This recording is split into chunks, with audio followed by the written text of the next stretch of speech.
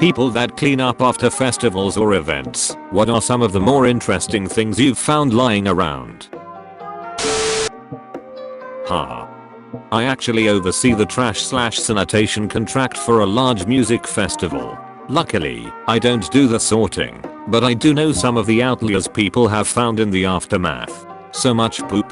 Minus 1000 s of perfectly good floaters. A rock of cocaine the size of a golf ball. Once, a backpack with $5,000 in it and nothing else. Late to this thread, but I volunteered to help clean up after the one and only Grateful Dead show in our town after the time they came in the 1960s.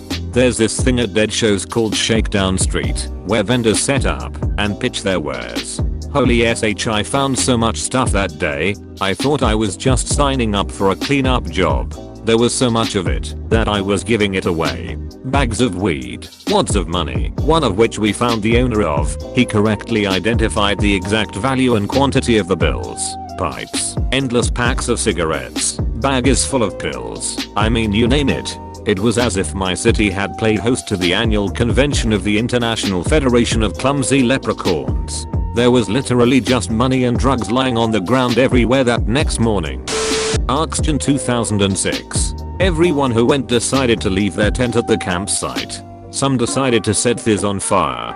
This meant there was random fires in a field that did hold 80,000 people. Full cans of deodorant that were probably bought just for the weekend left in most tents. This meant there was loud explosions every couple of seconds. I had to try wake up my drunk friend because there was a row of fire getting closer to our tents. Even after telling him the tents next to us are on fire, he was asking for a few more minutes of sleep.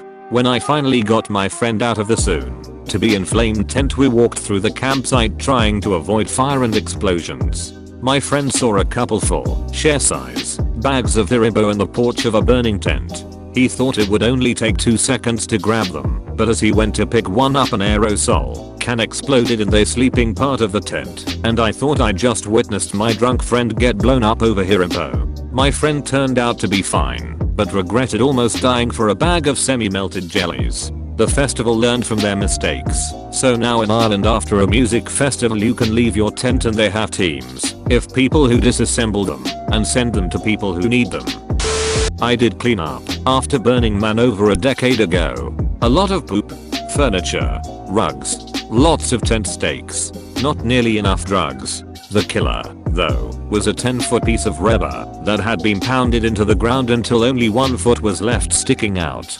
Took me half an hour to pull that sucker.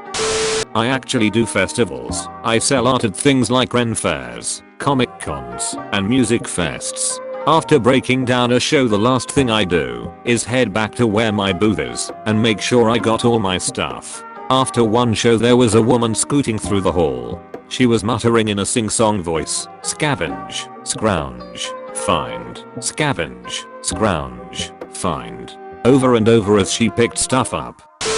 30 plus years in the sci-fi/anime/comic convention biz. Prosthetic arm. Did you know you can't just throw it away? It's deemed medical waste. A sled. An expensive one. A nice, handmade cane made of some kind of black, thorned wood, with a sterling silver skull with ruby, probably fake, eyes as a pommel. Not the cheap costume stuff. A set of police car lights. A nice set of first edition books of various classic sci-fi. We knew the owner, but despite repeated promises to pick them up, he never showed.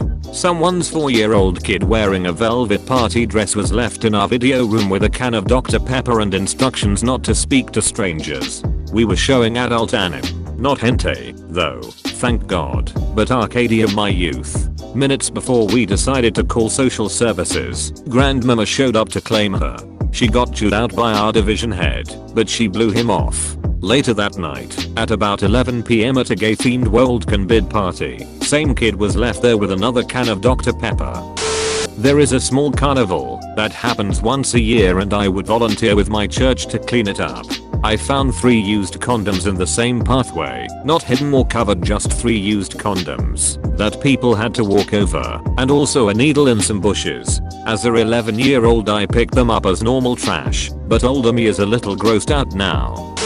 Used to work for Mardi Gras Sydney. One volunteer every year wanted the 10 AM cleanup shift after the dance party. I asked why. Apparently he would find hundreds of not empty clear baggies and money, cool shirts, pretty much everything you could think of underneath the 2-foot layer of water bottles. The dancing would shuffle it all into the dark corners of the hall. Like a conveyor belt. We used to help with the nightly cleanup at a 4-day country music festival years ago. From reading the rest of the thread it seems like I was pretty lucky. The grossest thing we usually cleaned up were beer cans or pop bottles full of chew spit. I have a whole list of things I have brought home with me though. Coolers. Many coolers in every shape and size. From cheap ones to $200 top of the line jobs. Folding/camp chairs. Same as the coolers. Probably gave away 50 or 75 to friends and family. Most were brand new. In lesser amounts I have found tarps, sunglasses, hats, keys, cash, a few pipes, a bomb, umbrellas, wagons, mobility scooters, a coffin. Oh, and we once found a portable oxygen thing. Most of those items I turned into the office. Any unclaimed items and cash was split up among the cleaning crews at the end of the show usually. Except coolers and chairs. We got so many of those we could take what we wanted. When we found them, they were too big to store at the Lost, and found and there were just too many. I worked cleaning a large music venue. A fan had brought a vial of his friend's ashes to a Papa Roach show, and subsequently lost it in the mosh pit. When I came in for my shift he was looking for it with security, and was very distraught. We told him we'd let him know if we found it. We didn't have the heart to tell him. But later I found his friend. He was all over the dance floor. I cleaned up a man's friend that night, but his friend used to be a Papa Roach fan, so maybe he wanted it that way. When I go to music festivals, one of my goals for each day is to find as many wearable articles of clothing. Wearable equals not covered in dirt or vomit, not torn excessively, etc. And decorate myself with every own's misplaced items. I'll find flower necklaces, bracelets, ribbons, ponchos, old used condoms, straw hats, glow sticks, and all that good stuff. I've also found a $200 vape and $74 cash before.